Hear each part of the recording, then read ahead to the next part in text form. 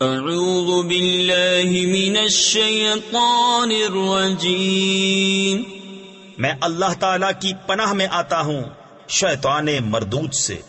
بسم اللہ الرحمن الرحیم، اللہ کے نام سے شروع جو نہایت مہربان رحم والا۔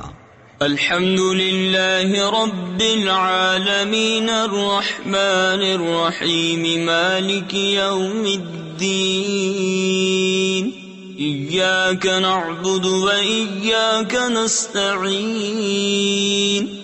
سب خوبیاں اللہ کو جو مالک سارے جہان والوں کا، بہت مہربان رحمت والا، روز جزا کا مالک، ہم تجھی کو پوجیں اور تجھی سے مدد چاہیں۔ تفسیر خزائن العرفان میں ہے، اس میں یہ تعلیم فرمائی کہ مدد بالواسطہ ہو یا بلا واسطہ، ہر طرح اللہ تعالی کے ساتھ خاص ہے۔ حقیقی مددگار وہی ہے، باقی تمام ذرائع مدد الہی کے مظہر ہیں۔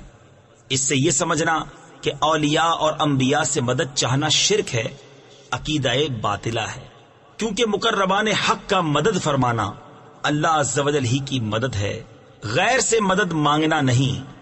اهدنا الصراط المستقيم صراط الذين أنعمت عليهم غير المغضوب عليهم ولا الضالين۔